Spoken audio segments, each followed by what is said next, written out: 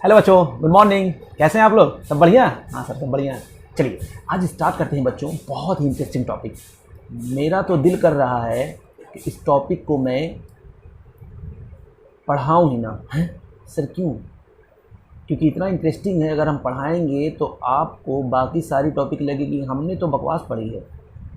Interesting तो ये है क्योंकि इसमें मेरे काम की बातें हो रही हैं। वेरी गुड बच्चों, जहाँ काम की बातें हों वहाँ पे कूद जाना चाहिए। अच्छा, ये बात है। हाँ चल, आज इतने सारे अभी टॉपिक हम लोग देखेंगे, ठीक है ना। यानी क्या होता है cost, income, profit, loss, gain and voucher, ठीक है। इतनी सारी चीज़ें हम देखेंगे। इसके अलावा भी कुछ बातें होंगी, उसको हम लोग देखेंगे, ठीक है ना। तो पहले इसको डील कर लिया जाए, फिर आगे देखा जाएगा। कॉस्ट क्या होता है बच्चों? What is cost? अगर कोई आपसे पूछे कॉस्ट किसको कहते हैं तो आप कहेंगे कॉस्ट। पूछा? अरे पूछा भी तो क्या पूछा, मुझसे पूछ रहे हो कॉस्ट, तो ये लो कहोगे कॉस्ट इज द पोर्शन है। कॉस्ट पोर्शन है। अच्छा, किसका? Of expenditure. अच्छा, ये बात है। यानी कॉस्ट जो है एक्सपेंडिचर का एक पोर्शन है जो क्या होता है,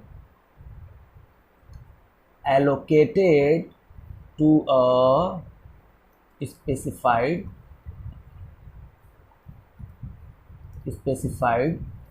प्रोडक्ट और सर्विसेज, ठीक है ना। अच्छा, अभी मैं ऐसे नहीं इसको समझाऊंगा, एग्जांपल दूं तब आपको क्लियर होगी, तब ये बात आपको लाइन समझ में आएगी। हाँ सर, एग्जांपल दीजिए ना, एग्जांपल दीजिए ना। मैंने कहा चलो, रॉ मटेरियल है बच्चों, कोई हम प्रोडक्ट बना रहे हैं, मान लीजिए इसका रॉ मटेरियल कितना है, 1000 है। लेबर, जो उसमें लेबर हैं उनको हम कितना दे रहे हैं, ₹800। अच्छा, अदर मटेरियल, और भी बहुत सारे अदर मटेरियल भी उस प्रोडक्ट में यूज़ होते हैं। मेन मटेरियल के अलावा भी अगर कोई प्रोडक्ट हम बना रहे यूज़ हो रहा है तो उसको मैंने कहा अदर मटेरियल 200 रुपये का है, ठीक है ना। उसके बाद पॉलिशिंग हो रही है उसकी। पॉलिशिंग क्या होता है सर? अरे पॉलिश करना, जैसे तुम लोग करते हो अपने मम्मी पापा को, मम्मी ले लीजिए सामान प्लीज़ ले लीजिए, है ना। हाँ सर, समझ में आ रहा है। इंकर टू ब्रिंग अ चेयर। अगर मैं एक चेयर बना रहा हूँ, ठीक है ना, इन सेलिंग कंडीशन, किस कंडीशन में इसको लाना चाह रहा हूँ, सेलिंग कंडीशन में, इन सेलिंग कंडीशन। तो पूछा गया बच्चों, बताइए यहाँ पर कॉस्ट ऑफ चेयर क्या है।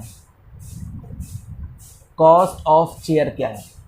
सर ये इतना आसान क्वेश्चन। हाँ बताइए कॉस्ट ऑफ चेयर क्या है। तो 1000 प्लस 800 प्लस 200 प्लस 200, यहाँ पर कितना हो गया, 200। तो ये 2200 कितना हो जाएगा बच्चों, 2200। तो ये आपका हो गया कॉस्ट। तो कॉस्ट का मतलब क्या होता है, cost is a portion of expenditure allocated to specified product और सर्विसेज। यानी जो हम लोग प्रोडक्ट जो हम लोग बना रहे हैं बच्चों, जो हम लोग खर्चा उस पर कर रहे हैं, उन सारे खर्चों को अगर जोड़ दिया जाए तो वही क्या होता है, कॉस्ट होता है। क्या होता है, वही कॉस्ट होता है, ठीक है ना। अलग अलग जगह देखिए, यहाँ पर लग रहा है, यहाँ पर लग रहा है, यहाँ पर एलोकेट किया गया है अलग अलग, ठीक है ना। तो उसको बनाने में, प्रोडक्ट या सर्विस बनाने में जो हम लोग खर्चे अलग अलग किए होते हैं, उन सबको अगर जोड़ दिया जाए तो क्या हो गया आपका, वही आपका कॉस्ट है। अच्छा सर बस इतनी सी बात? मैंने कहा हाँ सर, एक एग्जांपल दे दीजिए ना फोटो बना करके, वो अच्छा लगता है। मैंने कहा चलो, जैसे मान लीजिए यही चेयर था, अभी थोड़ी देर पहले ऊपर में बनाया चेयर, ये लीजिए चेयर, है ना। हाँ सर, चेयर तो आपने बहुत अच्छा बनाया। हाँ यही चेयर, इसी चेयर की बात हो रही थी। तो इस चेयर बनाने में क्या क्या लगा होगा, लकड़ी लगा होगा, मटेरियल लगा था, उसके बाद लेबर लगा था, इस पर जो काम कर रहे थे, कुछ बंदे इस पर काम कर रहे थे। उसके बाद जो है कुछ अदर मटेरियल, जैसे मान लीजिए पेंट पॉलिश जो लगा होगा वो 200 रुपये का लगा, अदर मटेरियल है कि नहीं। 800 रुपये का क्या था, लेबर था। ये मटेरियल था कितने का, 1000 का था। 200 रुपये का क्या था बच्चों, हाँ सर 200 रुपये का मेरा पॉलिशिंग थी, ठीक है। उसी तरीके से 200 रुपये पॉलिशिंग का था और अदर मटेरियल का भी 200 रुपये था, ठीक है ना। तो इन सबों को मैंने जोड़ करके क्या कर दिया, 2200 का मेरा बन गया। हाँ सर, ये बात तो समझ में आ गई। मैंने कहा वेरी गुड बच्चों। तो अब क्या देखना चाहिए सर, इनकम बता दीजिए। मैंने कहा चलो, अरे पूछा भी तो क्या पूछा, इनकम, इतनी छोटी सी बात। क्या सर, हमको छोटी बात जाननी है। चलो, जो बच्चे कहेंगे हम वही करेंगे। इनकम, अरे इनकम क्या होता है सर, ये तो हम लोग जानते हैं। हाँ हमको पता है तुम जानते हो, तुम बहुत ही तेज हो सर, हम लोग बचपन से तेज हैं, लेकिन कभी घमंड नहीं किया। हाँ करना भी मत नालायक। तो कहा गया an income is money received और रिसीवेबल। बच्चों आप लोग एक काम करते हैं कि मैंने आपसे बोला है या कई बार कहा है कि कोई भी अगर आपको दिक्कत हो तो आप नीचे कमेंट में उसको लिख करके हमको भेज दीजिए, ठीक है ना। और बाकी तो हम देख ही लेंगे कि सर यहाँ पर हमको दिक्कत है, और थोड़ा सा और अलग से हमसे बात भी कर सकते हैं आप लोग, ठीक है ना। व्हाट्सअप नंबर सब कुछ दिया हुआ है ही, तो आप लोग चाहें तो उससे बात करके अपनी सारे डाउट्स को दूर कर सकते हैं, ठीक है ना। हाँ सर, चलो।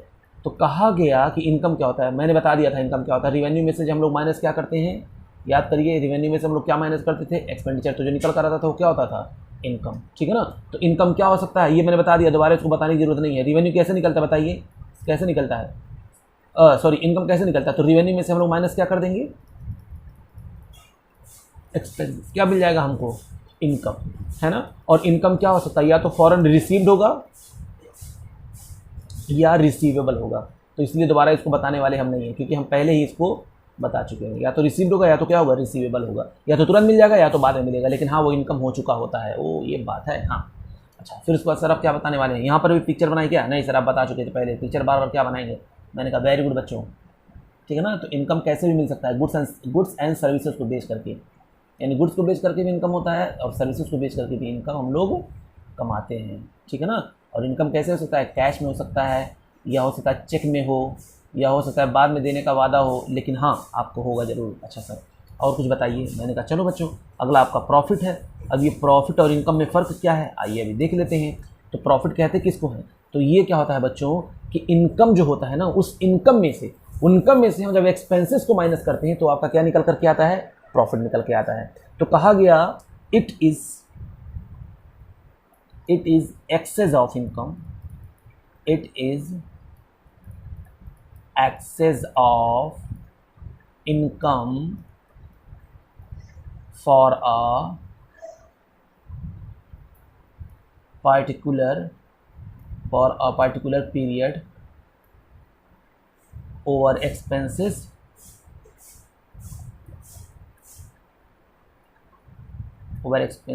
of such period, और एक्सपेंस ऑफ सच, यानी सच प्रॉफिट कैन बी, क्या हो सकता है, such profit can be withdrawn by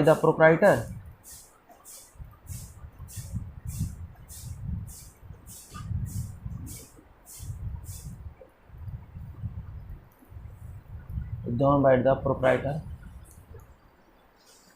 for meeting his personal expenses or can be retained in the business, or can be retained in the business। बच्चों profit का मतलब वही जो बिजनेस कमाता है, कोई बिजनेस जब कमाता है तो क्या कमाता है, प्रॉफिट कमाता है। प्रॉफिट क्या होता है बच्चों, ये भी सेम उसी तरीके से है, इनकम की तरह है। इसमें भी हम लोग क्या करते हैं, एक्सपेंसेस जितना भी होता है ना, इनकम जो भी हम कमाते हैं, इसमें इनकम में से हम लोग क्या माइनस कर देंगे, बस इनकम में से क्या माइनस कर देंगे हम लोग, हाँ सर इनकम में से आप माइनस कर दीजिए एक्सपेंसेस, तो आपका निकल कर आ जाएगा प्रॉफिट। हाँ उसी को प्रॉफिट कहते हैं, है कि नहीं। ये तो नॉर्मल चीज़ है, इनकम और एक्सपेंसेस करीब सब सेम ही मिलता जुलता नज़र आ रहा है आपको। याद रखिएगा बच्चों प्रॉफिट क्या है, प्रॉफिट में हम लोग अगर आप चाहें तो इसको विदड्रॉन कर सकते हैं, या तो देखो लिखा हुआ है, कहा गया कि such profit can be withdrawn by the proprietor, या तो प्रोप्राइटर द्वारा इसको निकाल लिया जाएगा। अच्छा किस लिए, मीटिंग हिज पर्सनल एक्सपेंसेस, होता है उसका कोई पर्सनल एक्सपेंस है इसलिए वो पैसा अपना निकाल लेता है कि भैया इतना प्रॉफिट कमाया तो मैं बिजनेस से कुछ ना कुछ निकाल लूँ, तो वो निकाल भी सकता है। और हो सकता है कि वो फ्यूचर में वो कुछ और बिजनेस को अपनी ग्रोथ करने के लिए रिटेन कर सकता है, उसको रख भी सकता है बिजनेस में, हो सकता है वो निकाले ना, तो ये डिपेंड करता है, निकाल भी सकता है उस प्रॉफिट को और नहीं भी निकाल सकता। इनकम होता क्या है, प्रॉफिट होता क्या है, तो इनकम में से अगर हम माइनस कर दें क्या एक्सपेंसेस, तो इनकम जो है बच्चों, इनकम कैसे मिला था याद करिए, तो कहा गया सर इनकम मिला था आपको रिवेन्यू में से एक्सपेंसेस माइनस करने से मिला था आपको इनकम। तो यहाँ पर क्या होगा, इनका प्रॉफिट कैसे मिलेगा, तो इनकम में से हम लोग किसको माइनस कर देंगे, अगर एक्सपेंसेस को, तब मुझको क्या मिल जाएगा सर, तब को मिल जाएगा आपको प्रॉफिट। ठीक है बच्चों, तो देखिए अब इसको समझिए अच्छी तरीके से। It is excess of income, यह क्या है, एक्सेस ऑफ इनकम मतलब income of for a particular period, एक पार्टिकुलर पीरियड ऑफ टाइम का जो मेरा इनकम होगा उसमें अगर हम खर्चे को माइनस कर दें बच्चों, जो भी एक्सपेंसेस होगा अगर हम उसको माइनस कर देते हैं एक पार्टिकुलर पीरियड ऑफ टाइम का, तो वो क्या होता है आपका प्रॉफिट। और इस प्रॉफिट को आप निकाल भी सकते हैं और बिजनेस में रिटेन भी कर सकते हैं, बस बहुत ज़्यादा कुछ नहीं इसमें, ठीक है ना। तो क्यों ना हम लोग अगला टॉपिक देखते हैं। हाँ सर अगला टॉपिक बताइए, अगला टॉपिक बताइए। अच्छा एक्सपेंसेस याद रखिएगा, एक्सपेंसेस इंक्लूड लॉसेस और इनकम इंक्लूड गेन। हाँ ये क्या सर, याद रखिएगा इनकम इंक्लूड गेन और एक्सपेंसेस इंक्लूड लॉसेस। अच्छा सर ये बात है। चलिए बच्चों बात करते हैं किसकी, लॉस की।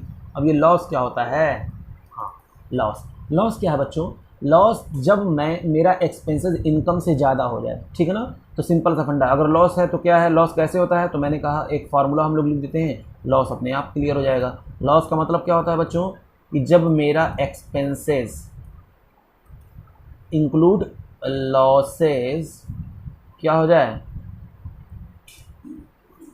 ज़्यादा हो जाए, किससे, इनकम से, ठीक है ना। और याद रखिएगा बच्चों लॉस जो होता है ये इक्विटी फंड को यानी कैपिटल को क्या करता है, डिक्रीज करता है। क्या करता है, डिक्रीज करता है, ठीक है ना। ये हमारे बिजनेस का जो बिजनेसमैन जो पैसा लगाता है उसके पैसे को क्या कर देता है, ये डिक्रीज कर देता है। तो कुछ नहीं है, ये एक्सपेंसेस में से एक्सपेंसेस ज़्यादा हो जाए, फॉर एग्जांपल ये 10 है और इनकम हो जाए 8, तो ये 2 रुपये क्या हो जाएगा आपका, 2 रुपये आपका हो जाएगा लॉस, बस काम खत्म। इसमें तो कुछ था ही नहीं। अब बात आई बच्चों गेन की, चलिए गेन भी देख लेते हैं।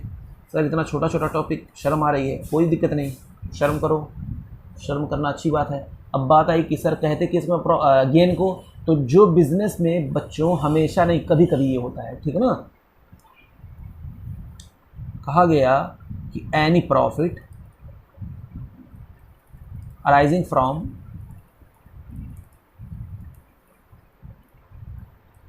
The business transaction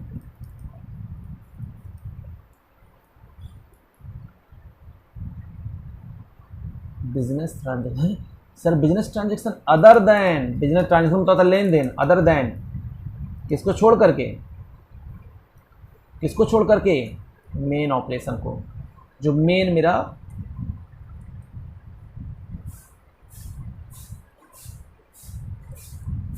other than main operation. बात समझिए, जैसे मान लीजिए बिजनेस है, इसका मेन काम है, ये जूते का बिजनेस करता है, क्या करता है, जूते का बिजनेस करता है, तो यहाँ से जो इनकम होगा वो ऑपरेशन का इनकम है। लेकिन इसके अलावा मान लो उसमें कोई एक फर्नीचर था, फर्नीचर को बेच दिया और बेचने पे कुछ इसको फ़ायदा हो गया, तो वो जो फ़ायदा होगा बच्चों वो गेन होगा, ठीक है ना। वो बिजनेस की एक्टिविटी नहीं है, बस एक बिजनेस का एक ट्रांजेक्शन है, बिजनेस ट्रांजेक्शन है, लेकिन वो मेन ऑब्जेक्टिव, मेन ऑपरेशन की एक्टिविटी नहीं है।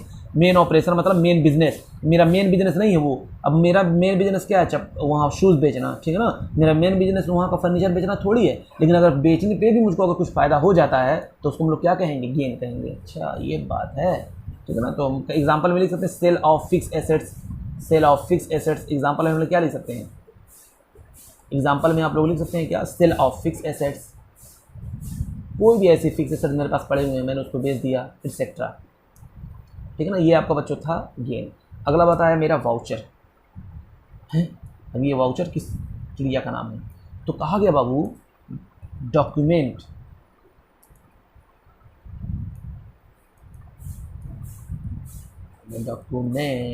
Prepared for the purpose of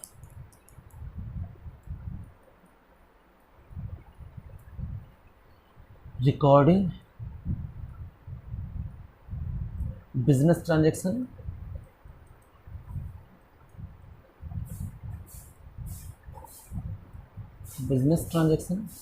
in the books of account,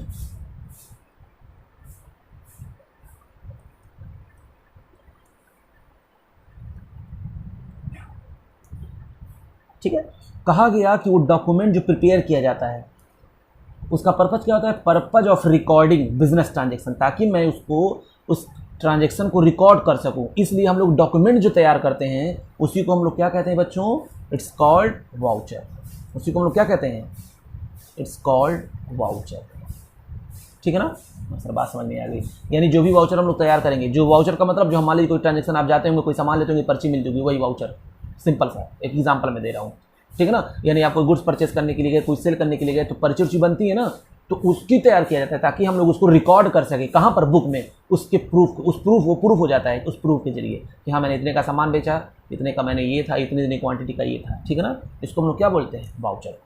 अच्छा सर, बात तो आपकी समझ में आ रही है। तो बच्चों हम लोग कहाँ तक थे अब तक। तो वाउचर के बाद बच्चों आता है मेरा अगला टॉपिक है, वो है डिस्काउंट, ठीक है ना। ये हम लोग किसकी बात करेंगे अब, डिस्काउंट। वो सब खत्म हो गया वहाँ तक, ठीक है। अब डिस्काउंट से स्टार्ट करते हैं। अब डिस्काउंट क्या होता है, तो बच्चों डिस्काउंट जो है ये एक कंसेशन है, ठीक है ना। अच्छा ये लिख देते हैं ताकि आपको क्लियर हो जाए। तो कहेंगे क्या, discount is a concession, concession, ठीक है, जो दिया जाता है, given by one party to another, है कि नहीं। आप लोग भी सुना होगा, जब जाते होंगे एग्जाम पे आपको डिस्काउंट मिल रहा है, एक पार्टी दूसरे पार्टी को क्या करती है, ये कंसेशन देती है। अच्छा उसी को डिस्काउंट कहते हैं। हाँ हाँ, वेरी गुड वेरी गुड। तो कहा गया इट मे बी अलाउड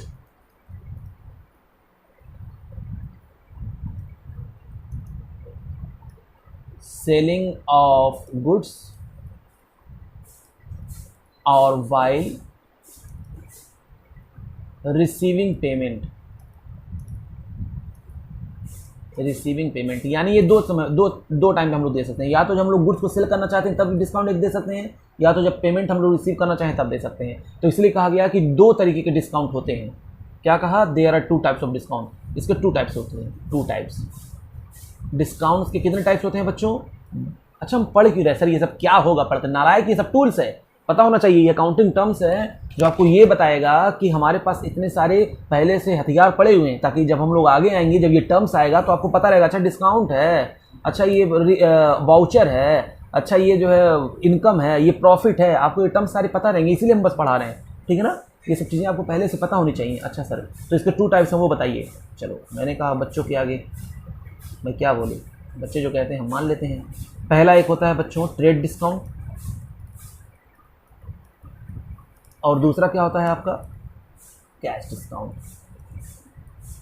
एक होगा आपका ट्रेड डिस्काउंट, पहला होगा ट्रेड डिस्काउंट, दूसरा क्या होगा आपका कैश डिस्काउंट, ठीक है ना। तो ट्रेड डिस्काउंट की हम बात करेंगे पहले। चलिए ट्रेड डिस्काउंट देख लेते हैं। इसमें क्या होता है, कहा गया कि यह अलाउंसेस है, यानी यह जो कंसेशन है ये दिया जाता है किसके द्वारा, सेलर के द्वारा, किसको, बायर को।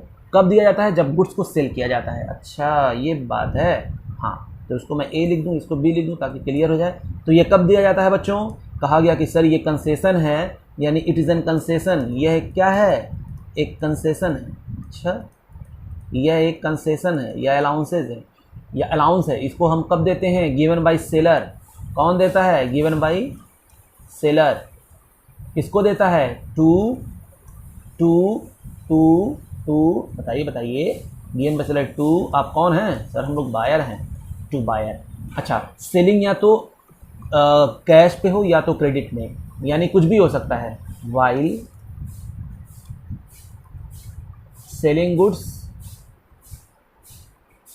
कैश और क्रेडिट, यानी जो माल हम लोग बेचेंगे वो उधार भी बेच सकते हैं और कैश में भी बेच सकते हैं, दोनों पे डिस्काउंट दिया जा सकता है। यानी ट्रेड डिस्काउंट कैश सेल्स और उधार सेल्स दोनों पे दिया जाता है, ठीक है ना। हाँ सर समझ में आ रहा है। अच्छा ये सर दिया क्यों जाता है, ठीक है ना, आखिर कुछ रीज़न तो होगा। तो कहा गया प्रमोट, लिख सकते हैं, to promote the sale of goods, promote sale of goods, यानी गुड्स को प्रमोट करने के लिए, ताकि ज़्यादा से ज़्यादा लोग हमारे जान जाए, मेरे प्रोडक्ट को जान जाए, उसको पहचान लें, देखिए कैसा है कैसा नहीं है, रीज़नेबल है कि नहीं है, ठीक है ना, अच्छा है कि नहीं है, सारी चीज़ें वो इसलिए देता है सामने वाले को कि भैया देख लीजिए, आप पहले खा के समझ जाइए, थोड़ा सा हम डिस्काउंट के साथ आपको दे रहे हैं, ठीक है, ताकि समझ तो जाइए क्या है। अच्छा सर हाँ हाँ ठीक है।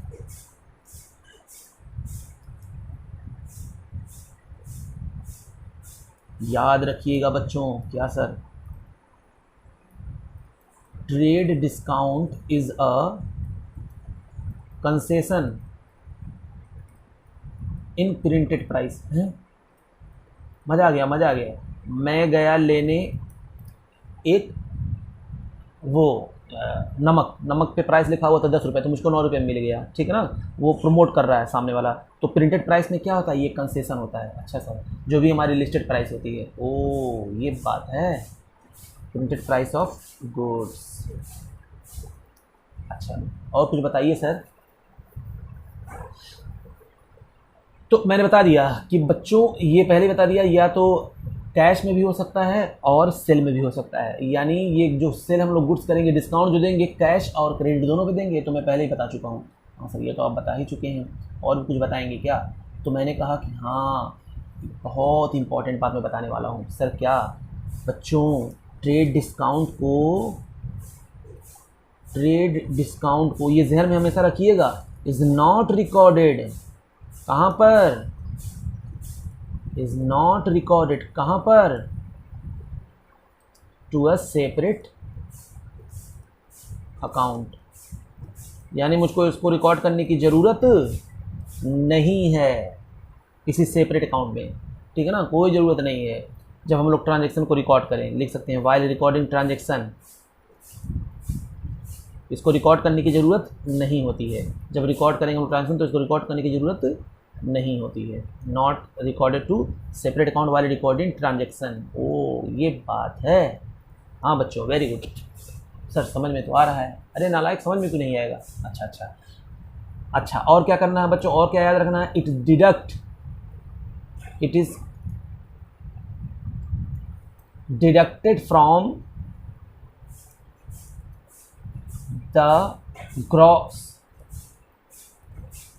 Cost of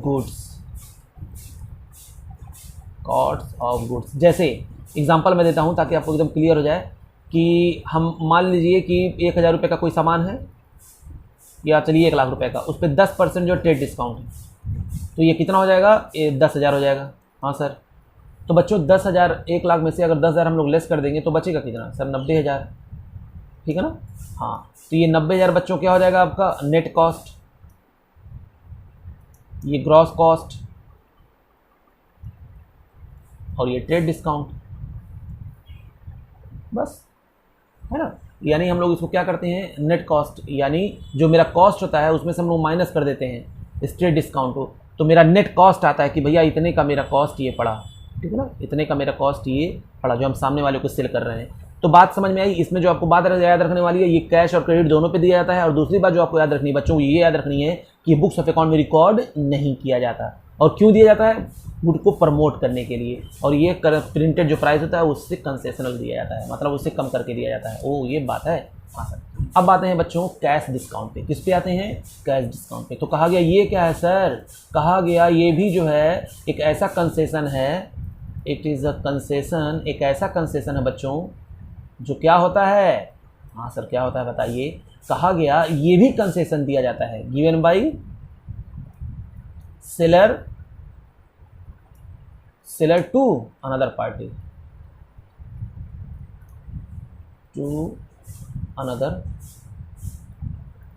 party, while receiving payment. क्या लिखा हुआ है? वाइल रिसीविंग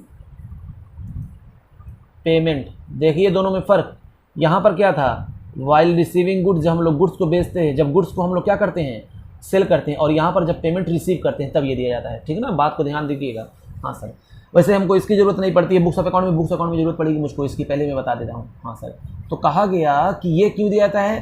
प्रमोट करने के लिए कैश सेल्स को, टू प्रमोट कैश सेल्स, ताकि जल्दी से लोग पैसा दें। कैश जितना ज़्यादा होगा उतना ज़्यादा बिजनेस को फ़ायदा होगा। टू प्रमोट कैश सेल्स, ताकि लोग जल्दी कैश देने में हिचकिचाएं मत, वो फटाक से हमको कैश दे दें और जल्दी से मुझको रिकवरी हो सके किसकी? कैश की, ठीक है ना। To promote cash sales. अच्छा, बात ये भी समझ में आ गई। अच्छा, इसके लिए बच्चों हम लोग एक सेपरेट अकाउंट तैयार करते हैं, ठीक है ना। इसके लिए हम लोग क्या करते हैं? एक सेपरेट अकाउंट तैयार करते हैं, ठीक है ना। तो कहा गया डिस्काउंट, यानी यह discount, cash discount is recorded, cash discount is recorded in the books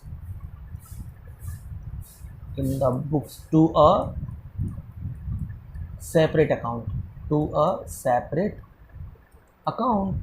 ओ ठीक है ना, हम लोग इसको सेपरेट अकाउंट में इसको हम लोग रिकॉर्ड करते हैं, जैसे या डिस्काउंट अकाउंट। सेपरेट अकाउंट क्या है, इसको हम लोग कह सकते हैं क्या, डिस्काउंट अकाउंट।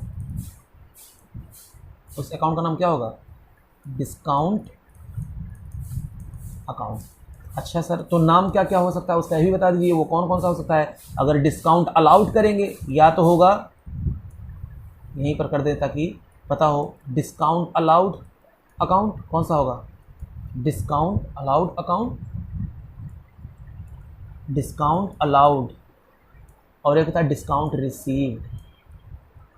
मतलब क्या है सर, अरे डिस्काउंट अलाउड, जब मैं कोई सामान बेचूंगा तो मैं जब डिस्काउंट दूंगा तो डिस्काउंट अलाउड, और सामने वाले के पास मैं सामान खरीदने जाता हूँ, उसने मुझको कैश डिस्काउंट दिया तो मैं डिस्काउंट रिसीव कर लूँगा। ये इनकम होता है मेरे लिए, और ये नुकसान होता है या एक्सपेंसेस होता है, ठीक है ना। ये इनकम या गेन है, ये एक्सपेंसेस है। अच्छा ये बात है, हाँ ये बात है सर। और कुछ बताइए ना, और कुछ बताइए ना। तो कहा गया cash discount is calculated on net cost only. याद रखिएगा, कैश डिस्काउंट किस पे होता है कैलकुलेट, कैश डिस्काउंट, ये नेट कॉस्ट था ना इधर बच्चों, यहाँ पर नेट कॉस्ट आया था ना, इस पे कैलकुलेट होता है। तो कैश डिस्काउंट, कैश डिस्काउंट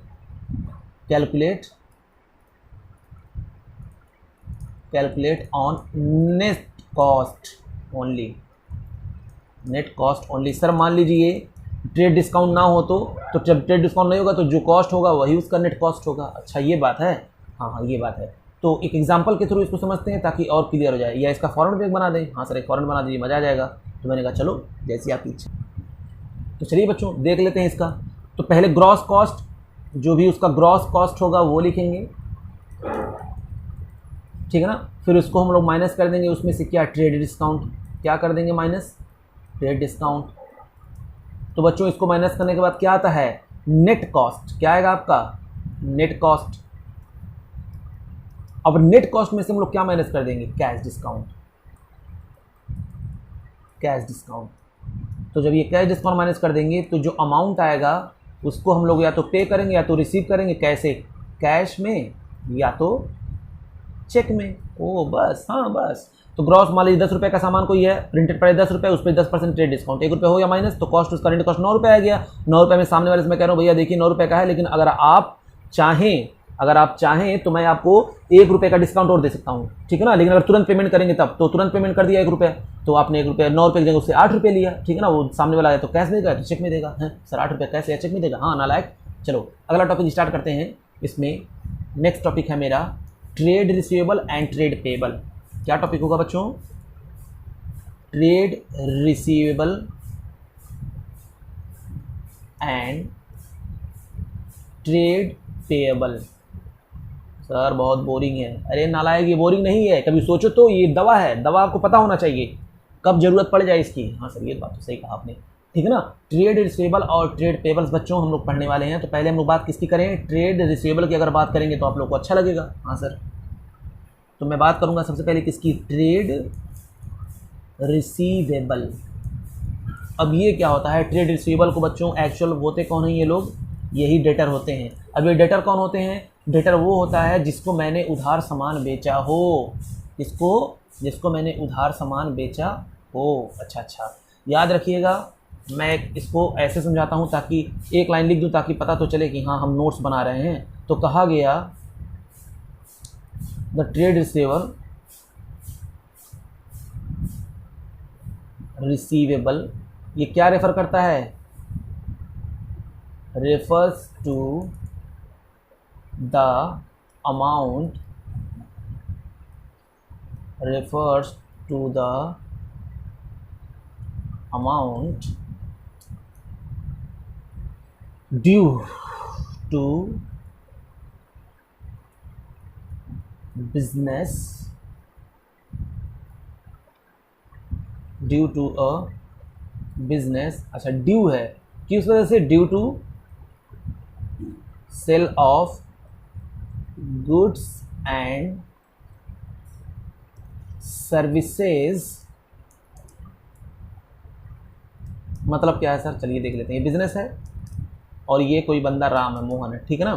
तो इससे मैंने उधार माल, इसको मैंने उधार माल क्या किया, गुड्स सोल्ड किया।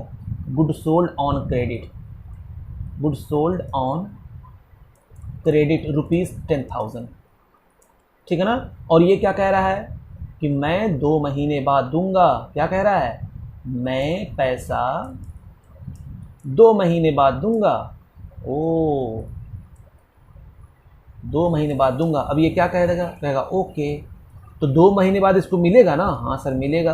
तो अब ये बंदा जो राम था, राम जो इसका नाम था, ठीक है ना, अब ये बंदा इस बिजनेस के लिए क्या हो गया, डेटर हो गया। क्या हो गया, डेटर। अच्छा, डेटर कौन होता है, debtor is a person. Debtor क्या होता है, एक पर्सन होता है जिससे बिजनेस पैसा रिसीव करेगा, कब, फ्यूचर में। अच्छा ये बात है सर। तो देखिए लिखा हुआ the trade receivable refer to the amount due to business और due to sale of goods and services, क्योंकि मैंने उसको गुड्स एंड सर्विसेज बेचा होगा, उधार बेचा होगा, ठीक है ना, जिसकी वजह से ये क्रिएट हुआ, ठीक है ना। याद रखिएगा बच्चों, ट्रेड रिसीवेबल जो है हमेशा इसको करेंट एसेट्स ही कंसीडर करिएगा, ठीक है ना। मैं यहाँ पर लिख देता हूँ, ये क्या होता है, एक करेंट एसेट्स होता है। क्या होता है ये, करेंट एसेट्स। करेंट एसेट्स किसको कहते हैं, जो विद इन 1 ईयर्स क्या हो जाए, कन्वर्ट हो जाए, कन्वर्टेड विद इन 1 ईयर्स। तो लिख सकते हैं क्या, कन्वर्टेड विद इन 1 ईयर्स। ओ, इसको हम लोग क्या कहते हैं, करेंट एसेट्स। ओके हाँ, तो कौन होते हैं सर, डेटर कौन होते हैं, समझ में आ गया। हाँ सर, डेटर तो समझ में आ गया। अब आप बात करेंगे एक थोड़ा सा और, इसमें टॉपिक है ट्रेड रिसीवेबल मतलब डेटर, और इसी का एक छोटा भाई है, वो भी हम लोग डील कर लें। सर वो भी बताइए, छोटे भाई का नाम क्या है बच्चों। ट्रेड रिसीवेबल का छोटा भाई होता है बिल्स रिसीवेबल। है इसका भी छोटा भाई, यानी ये बड़ा भाई है। हाँ ये बड़ा भाई है, यानी इन दोनों के 2 भाई, ट्रेड रिसीवेबल के 2 भाई होंगे, ट्रेड पेबल के 2 भाई होंगे। ट्रेड रिसीवेबल के जो 2 भाई होंगे, एक ट्रेड रिसीवेबल होगा और इसका दूसरा छोटा भाई होगा बिल्स रिसीवेबल। उसी तरीके से ट्रेड पेबल का होगा, ट्रेड पेबल का छोटा भाई होगा बिल्स पेबल। हाँ सॉरी, चलिए बच्चों आप लोग घबराइए मत, मुझको कोरोना नहीं हुआ है। आप लोग सोच रहे हैं कि सर को लग रहा है कुछ हो गया, हमको पता है आप लोग रो रहे होंगे, ऐसा कुछ नहीं है नालायक, आप रोइए मत। हाँ सर आप सही कह रहे हैं, हम नहीं रोएंगे, नहीं रोएंगे, मत रोना, बिल्कुल मत रोना। अच्छा अच्छा, अब देखो बच्चों, अब ये बिल्स रिसीवेबल क्या होता है, जैसे ही होता क्या है कि जो फोटो से समझा दे मजा आएगा। यहाँ पर क्या हुआ था, इसने गुड्स इसको उधार बेचा था ना। हाँ सर उधार बेचा था, गुड्स सोल्ड किया था ऑन क्रेडिट पे, गुड्स सोल्ड किया था किस पे, ऑन क्रेडिट पे, बिल्कुल ठीक है। उसके बदले इसने क्या कहा था, हम बाद में पेमेंट करेंगे। क्या कहा था इसने, बाद में पेमेंट करेंगे। ये भी बात सही है सर, इसने कहा था बाद में पेमेंट करेंगे। बच्चों जब इसने कहा था बाद में पेमेंट करेंगे ना, तो फौरन ये इसका क्या बन गया था, डेटर बन गया था। फौरन इसने इसका क्या बन गया था, डेटर बन गया था। अच्छा, ये फौरन इसका डेटर बन गया था जब इसने कहा बाद में पेमेंट करेंगे, ठीक है ना। लेकिन इस बिजनेस ने क्या कहा, ठीक है मैं एक बिल लिखता हूं तुम उसको एक्सेप्ट कर लो। ये क्या कह रहा है, कह रहा ओके, अगर ये बिजनेस ये कह दे ओके मैं एक बिल लिखता हूं,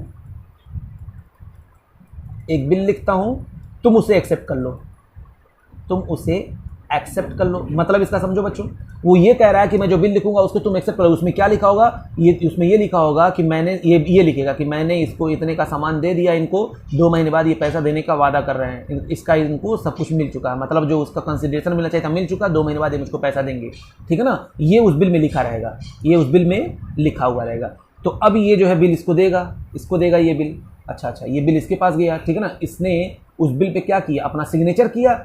अब सिग्नेचर कर करके इसने इसको बिल वापस कर दिया, ठीक है ना। तो अब ये जो बिल आया इसके पास बच्चों, उसकी को क्या कहेगा, ये बिल्स रिसीवेबल। क्या कहेगा, बिल्स रिसीवेबल। तो ये बिल अपने पास रहेगा, उसका फोटोकॉपी करके किसको दे देगा, ठीक है ना। तो जो इसके पास बिजनेस के पास जो पड़ा हुआ उसको क्या कहेगा, बिल्स रिसीवेबल। यानी डेटर का ही बदला हुआ रूप क्या हो गया, बिल्स रिसीवेबल। अच्छा, एक सर्टेन पीरियड ऑफ टाइम के बाद उसको वो कन्वर्ट हो जाएगा किसमें, कैश में, ठीक है ना।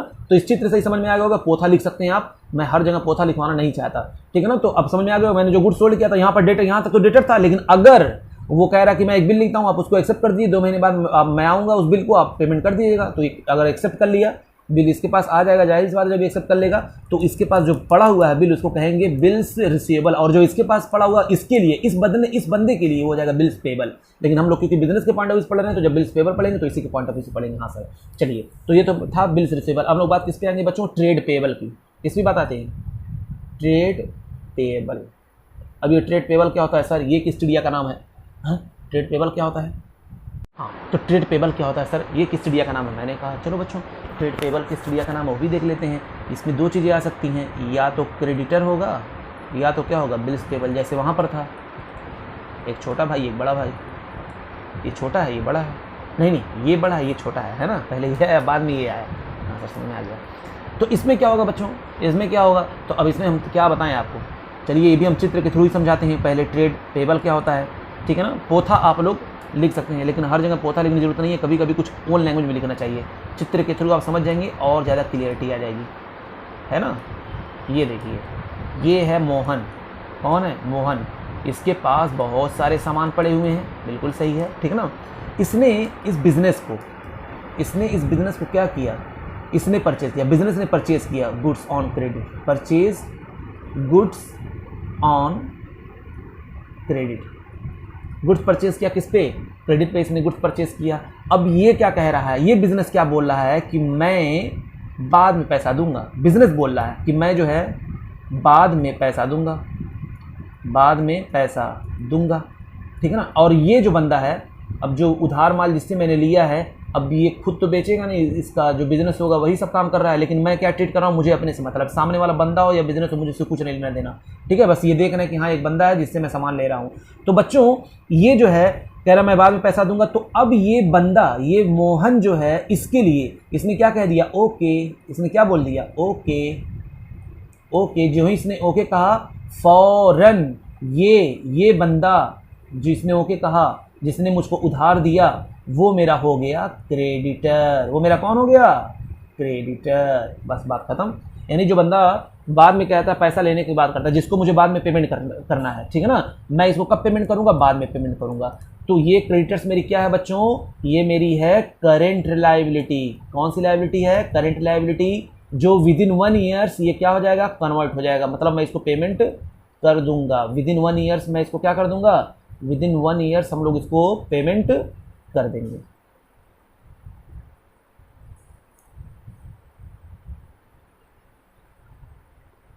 ठीक है, विद इन 1 ईयर्स हम इसको पेमेंट कर देंगे। हाँ सर ये बात तो समझ में आ गई। अब बात आई किसकी, बिल्स पेबल की। है सर बिल्स पेबल भी बताएंगे क्या, हाँ यहाँ पर भी देख लेते हैं, ठीक है ना। चलिए ये तो बात समझ में आ गई होगी, हाँ सर ये बात तो समझ में आ गई। चलिए ये यहाँ पर हम लोग बना देते हैं किसका, बिल्स पेमेंट का। चलिए सर बना ही दीजिए। तो मैंने कहा फिर वही बात बच्चों, ये रहा बिजनेस।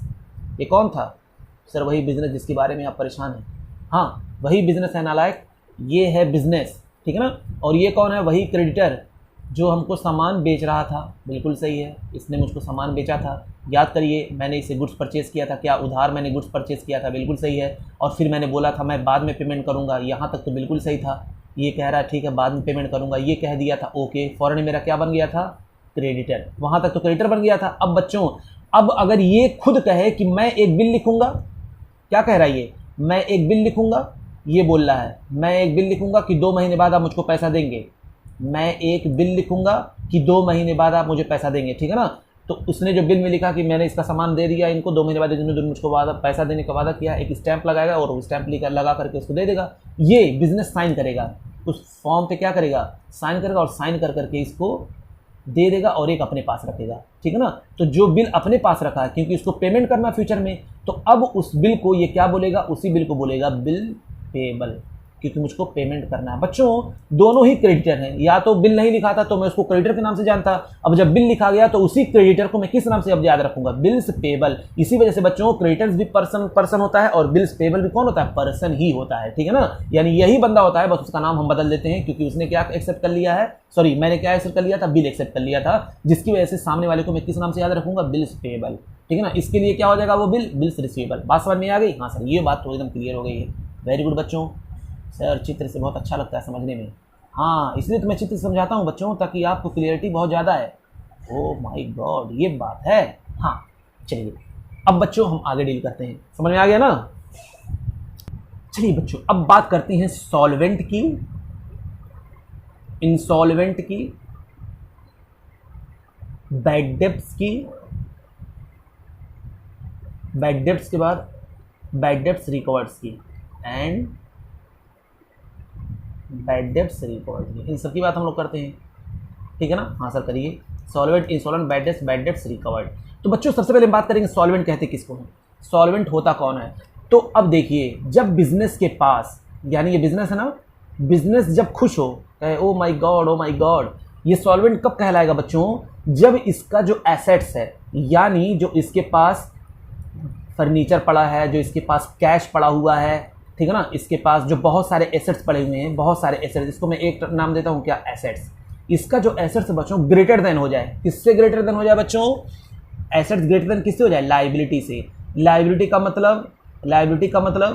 मतलब ये होता है बच्चों कि जो आउटसाइडर की लायबिलिटी, सिर्फ किसकी लायबिलिटी? आउटसाइडर की लायबिलिटी। आउटसाइडर लायबिलिटी मतलब मैंने किसी से उधार माल परचेस किया हो, मैंने किसी से लोन लिया हो, बिजनेसमैन को छोड़ करके जितने लोगों से मैंने उधार लिया है उन लोगों को आउटसाइडर लायबिलिटी कहा जाएगा, ठीक है ना। तो यहाँ से मैंने लिया, अगर उसको माइनस कर दें और अगर आंसर मेरा पॉजिटिव, जाहिर सी बात है कैश एसेट ज़्यादा है तो एसेट्स मेरे पास 10 रुपये है और लायबिलिटी मेरा कितना है? 5 रुपये है। तो ये 5 रुपये जो आया इससे ये शो करता है कि हाँ बच्चों ये क्या है? बिजनेस सॉल्वेंट है, ठीक है ना। सॉल्वेंट का मतलब सॉल्वेंट पोजीशन में है, इसके पास एसेट ज़्यादा है, लायबिलिटी कम है। और इंसॉल्वेंट क्या हो जाएगा? इंसॉल्वेंट क्या हो जाएगा ये भी ले लीजिए। ये देखिए, इंसॉल्वेंट में बिजनेस रोने लगेगा, कहेगा ये क्या हो गया, ये क्या हो गया मुझको। ये देखिए बेचारा आंखों से आंसू झर रहे हैं, है ना। इसके पास जो एसेट्स थे और जो इसके पास कैश वैश पड़े हुए थे, जितने भी एसेट्स पड़े हुए थे बच्चों, वो लेस देन था। जैसे ये 10 रुपये है तो लायबिलिटी, आउटसाइडर की लायबिलिटी जो मैंने बाहर से पैसा लिया वो 12 रुपये है। तो अब ये 2 रुपये क्या आ गया? निगेटिव में आ गया, ठीक है ना। अब देखो बिजनेस यहाँ पर रो रहा है। इंसॉल्वेंट, इंसॉल्वेंट का मतलब होता है बच्चों ब्रांडेड भिखारी। क्या होता है? इंसॉल्वेंट मतलब ब्रांडेड भिखारी। हाँ, यानी इंसॉल्वेंट जो बंदा हो जाता है उसके ऊपर गवर्नमेंट मुहर लगा देती है कि अब इससे कोई पैसा नहीं मांगेगा, ठीक है ना। इसके पीछे बहुत बड़ी कहानी है। जैसे जब कोई इंसॉल्वेंट हो जाता है तो ये कहा जाता है कि अब उससे पैसा नहीं लिया जा सकता, उसके ऊपर अगर कोई प्रेशर देगा तो वो आत्महत्या कर लेगा, क्योंकि सब कुछ इंक्वायरी बैठ जाती है, गवर्नमेंट इंक्वायरी करवा देती है उसका, तो सही में पता चलता है उसके पास कोई पैसा नहीं है, ठीक है ना। यानी लायबिलिटी उसकी 12 रुपये है और एसेट्स उसका 10 रुपये है और 2 रुपये निगेटिव आ गया, यानी वो क्या हो गया? इंसॉल्वेंट, उसके पास कोई भी रुपया नहीं है। हाँ sir, very good very good. अच्छा, तो ये बच्चों किसके बारे में बात थी? इंसॉल्वेंट के बारे में बात थी। ये मैंने किसके बारे में बताया सर? ये सॉल्वेंट के बारे में बताया सर। चित्र मजा आ गया, मजा आ गया। हाँ, अगला हम बात करेंगे बच्चों बैड डेब्ट्स। अब ये बैड डेब्ट्स क्या होता है? इतने बड़े तो आप लोग हो ही गए हैं, तो यहाँ पर फार्मूला क्या बन जाएगा? एसेट्स इज लेस देन क्या होगा? लायबिलिटी। तो मैंने लिख ही दिया, चलिए फिर से लिख देते हैं। Liability is equal to insolvent, ठीक है ना, इज इक्वल टू यहाँ पर क्या था? सॉल्वेंट था।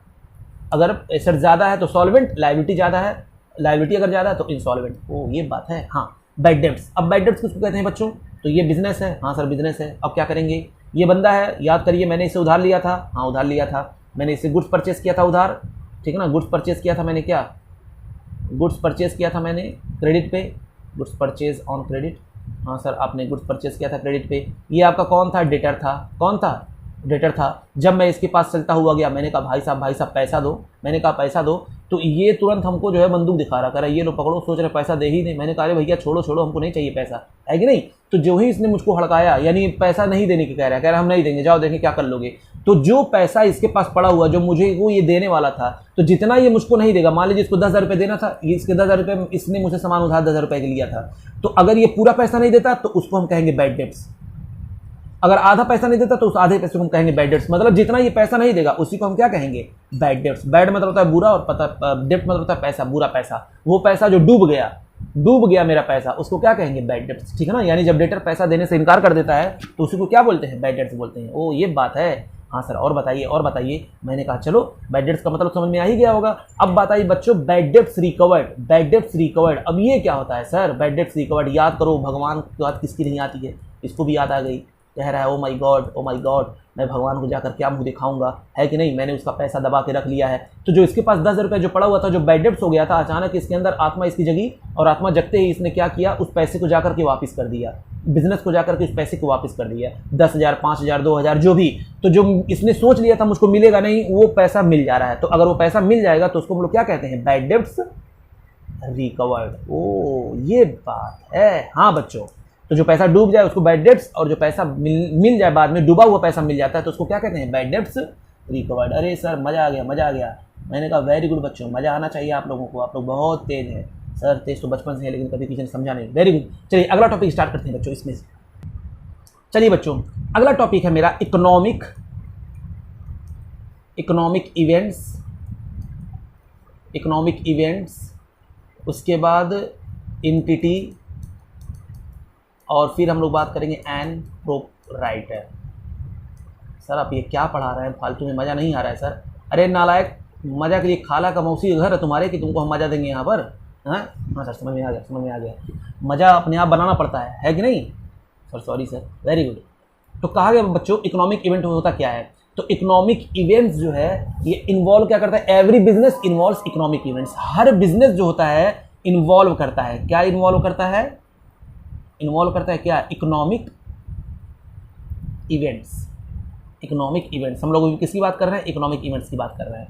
हाँ? सर मतलब क्या है एक बार, चलो देखते हैं। तो कहा गया economic events means the business transaction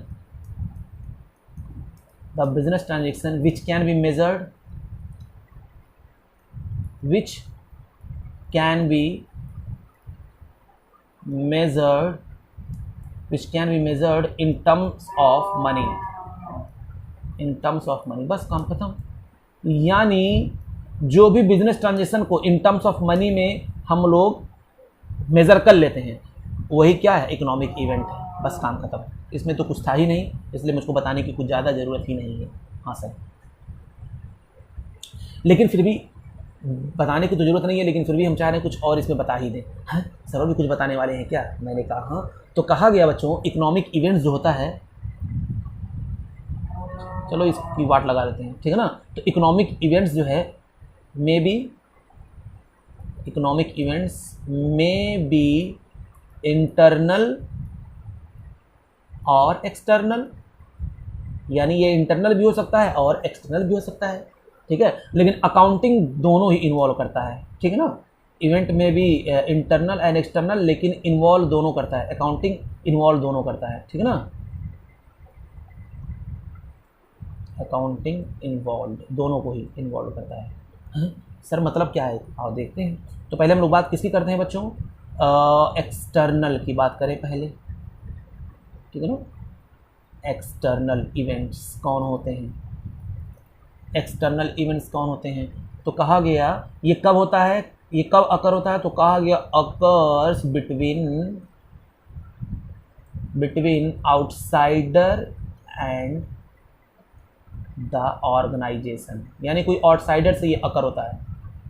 outsider मतलब समझ आता है ना, बिजनेसमैन को छोड़ करके जो भी होता है, ठीक है ना। तो ऑर्गेनाइजेशन और आउटसाइडर से क्या होता है? ये अकर होता है। मतलब एग्जाम्पल में अगर हम बात करें, एग्जाम्पल अगर हम ले बच्चों, तो क्या हो सकता है इसका? मैंने एक परचेज कार किया, सेल ऑफ मशीनरी की, purchase of car, sale of machinery, तो मैं किसी आउटसाइडर से ये सब कम लेन देन कर रहा हूँ, ठीक है ना। तो इसलिए कौन सा? एक्सटर्नल इवेंट्स हो गया। अच्छा, ये बात है, हाँ। तो हम लोग क्या कर रहे हैं यहाँ पर? Occur between outsider and the organisation. अच्छा, इंटरनल इवेंट्स क्या होगा? आइए वो भी देख लेते हैं। इंटरनल इवेंट्स क्या होगा? तो बच्चों कहा गया कि जब एक economic events when an economic events occurs between the different department,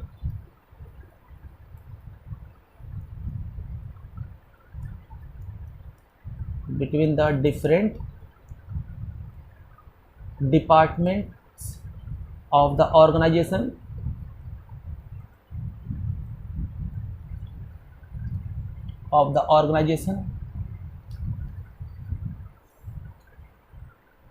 itself known as internal events। इसको हम लोग क्या कहते हैं? इंटरनल इवेंट्स कहते हैं। जैसे एग्जांपल दे दें ताकि और क्लियरिटी आ जाए कि मैंने पेमेंट सैलरी टू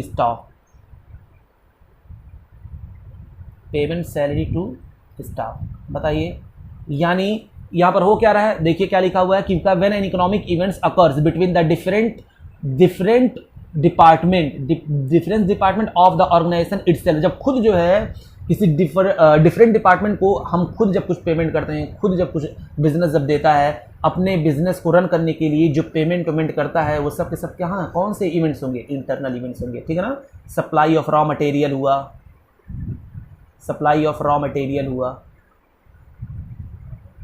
ठीक है ना, यानी जितना भी प्रोडक्शन में हमारा जो भी लगता है बाय द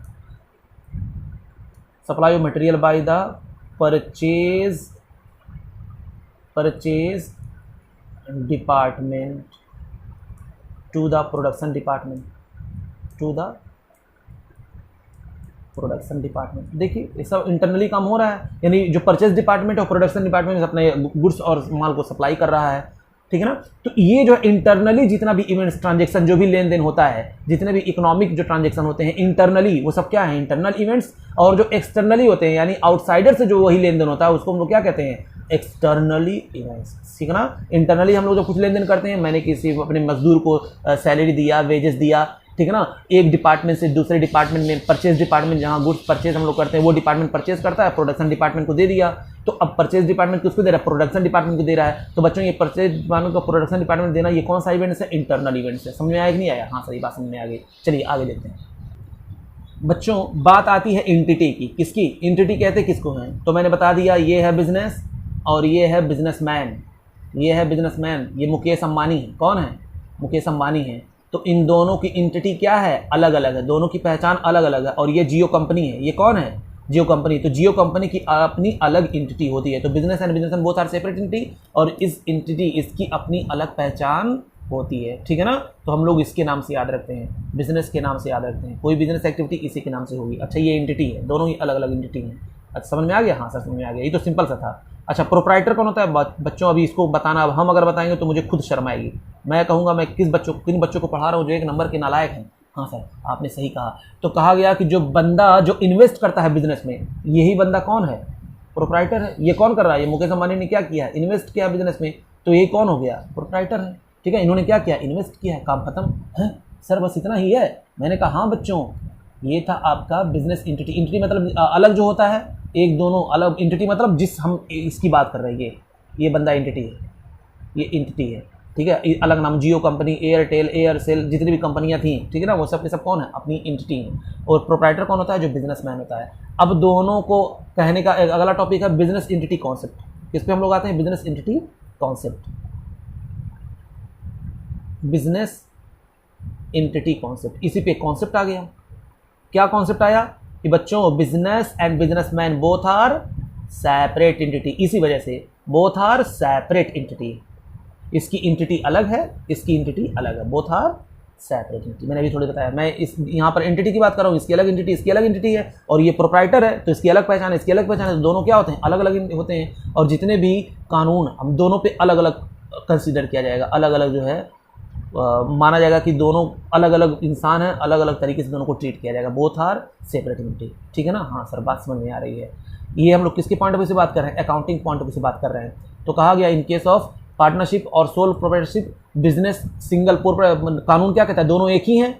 किसकी नज़र में, लॉ की नज़र में। हम बता दें बच्चों एक बार और, लॉ की नज़र में, लॉ जो है कानून है, हमारे देश का जो कानून है वो क्या कहता है कि अगर बिजनेस का नेचर सोल प्रोप्राइटरशिप है, सोल प्रोप्राइटरशिप है और पार्टनरशिप है, पार्टनरशिप का मतलब जो हम लोग मिलजुल करके काम करते हैं, तो लॉ क्या कहता है, दोनों को सिंगल एंटिटी मानेंगे। क्या मानेंगे, सिंगल एंटिटी मानेंगे, ये लॉ कहता है सिंगल एंटिटी मानेंगे। लेकिन अकाउंट्स क्या कहता है, अकाउंटिंग पर्पस दोनों को हम लोग क्या मानेंगे, अकाउंट क्या कहता है, अकाउंट की बात हम लोग सुनने वाले हैं क्योंकि अकाउंट्स पढ़ रहे हैं। तो अकाउंट्स क्या कहता है, both are separate entity, both are separate entity. ओ ये बात है, क्योंकि जब तक हम सेपरेट एंटिटी नहीं मानेंगे तब तक हम बिजनेस ट्रांजेक्शन को रिकॉर्ड कर ही नहीं सकते हैं। हाँ सर समझ में आ गया। चलिए आगे, चलिए बच्चों अगला टॉपिक, लास्ट टॉपिक है जो इस कॉन्सेप्ट का मतलब इस टर्म्स का, वो हम लोग देखते हैं। वो है मेरा money measurement concept, money measurement concept. Sir ये क्या है, देखो बच्चों इसके बारे में कुछ बातें लिखता हूँ। कहा गया कि हम लोग देयर इज अ नीड, किसकी नीड होती है, to express business transaction, business transaction in common units, in common units of measurement. बिल्कुल सही बात है, बिल्कुल सही बात है। है ना, हमको जरूरत पड़ती है कोई कॉमन यूनिट चाहिए भाई, रुपीज़ में हम लोग उसको मेजर करें, किलो में करें, मीटर में करें, जो हम अमाउंट लिखते हैं ना, तो किस में करें? तो कहा गया कि अगर हम अमाउंट सारा ट्रांजेक्शन किस में रिकॉर्ड करना चाहिए, हमको मनी में करना चाहिए। तो एवरी ट्रांजेक्शन, हर ट्रांजेक्शन को हम लोग किस में रिकॉर्ड करें? Every transaction recorded in terms of money, in terms of money. हर एक ट्रांजेक्शन को रिकॉर्ड करेंगे किसमें? इन टर्म्स ऑफ मनी में। क्यों? क्योंकि बिकॉज ऑफ दिस कॉन्सेप्ट, इसी कॉन्सेप्ट की वजह से, बिकॉज ऑफ दिस कॉन्सेप्ट, ओ इसी कॉन्सेप्ट की वजह से हम लोग उसको रिकॉर्ड करते हैं, not valuable in terms of money. बात समझिएगा बच्चों में क्या, ओनली मॉनेटरी ट्रांजेक्शन रिकॉर्डेड, क्या कहा मैंने? Only monetary transaction, only monetary transaction are recorded,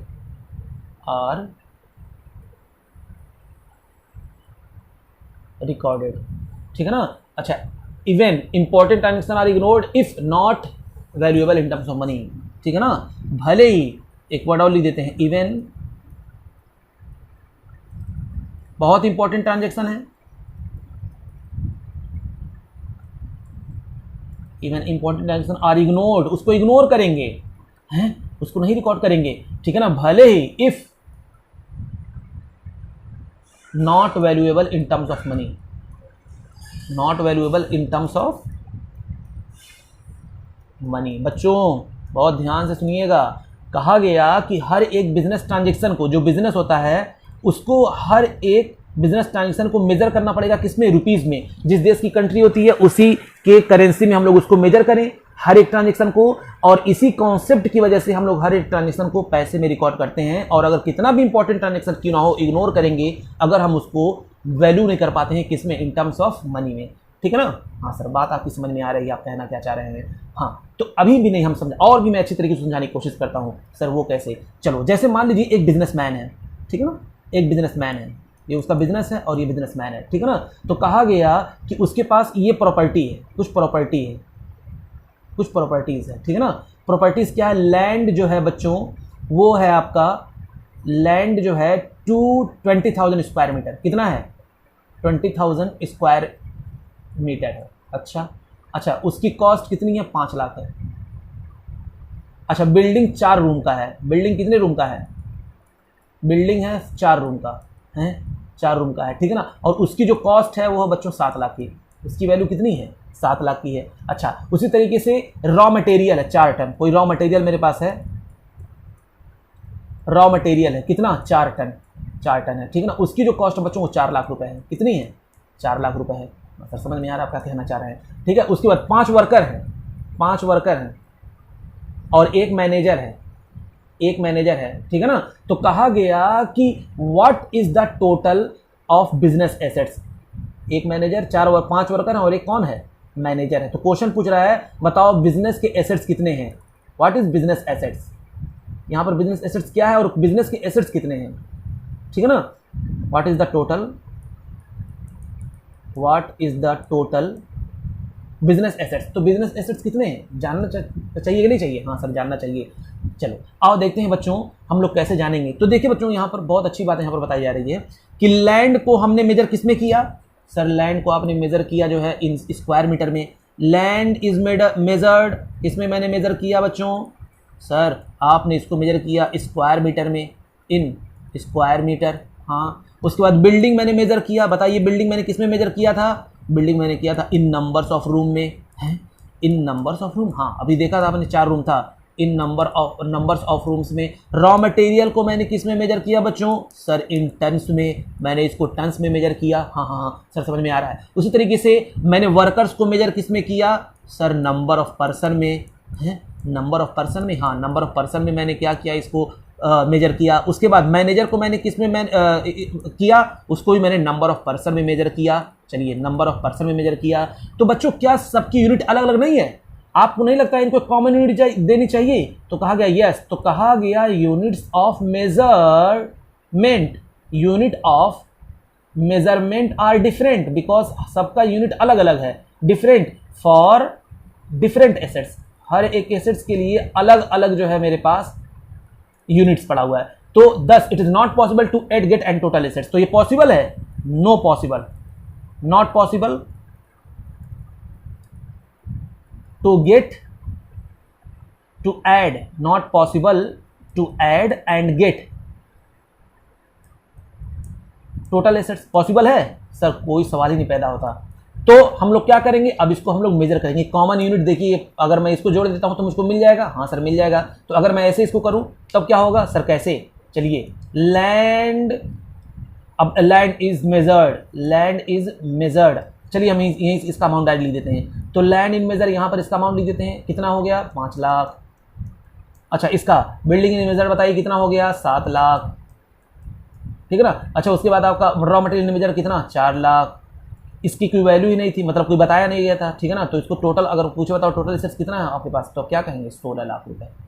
कितना है? 16 लाख रुपए। तो मैंने मेजर कैसे किया? जब उसको मैंने एक यूनिट में कन्वर्ट किया इन टर्म्स ऑफ रुपीज में। ठीक है ना बच्चों? हाँ सर, ये बात तो आपकी समझ में आ गई। ओके बच्चों, तो आज ये मेरा चैप्टर जो है ये कंप्लीट हो गया। ठीक है ना? यानी सेकेंड चैप्टर भी आपका पूरा कंप्लीट हो गया। ठीक है ना? आप ये थोड़ा लंबा बन गया लेक्चर, लेकिन लंबा बनने से भी हमारा फायदा है। ठीक है? अगर हम कुछ करना चाहें तो बहुत कुछ कर सकते हैं बच्चों। आपके पास 1 घंटा बहुत ज़्यादा है ना? 1 घंटे में आपने बहुत कुछ सीखा। तो आप ये टाइम जो आप खराब करते हैं उसमें आपने बहुत कुछ सीख लिया। ठीक है ना? तो आप लोग इस तरह मेहनत करिए और हर एक कॉन्सेप्ट को ध्यान से पढ़िए। लॉकडाउन में तो हुआ करे, उससे हमको कोई प्रॉब्लम नहीं होनी चाहिए। हर चीज़ आपको आनी चाहिए। ठीक है ना? कोई भी डाउट हो, कहीं से भी डाउट हो, हमको कॉल पे, मैसेज से, चाहे जैसे भी आप हमसे पूछ सकते हैं। थैंक यू वेरी मच बच्चों। लाइक करें, शेयर करें, सब्सक्राइब करें। Thank you very much.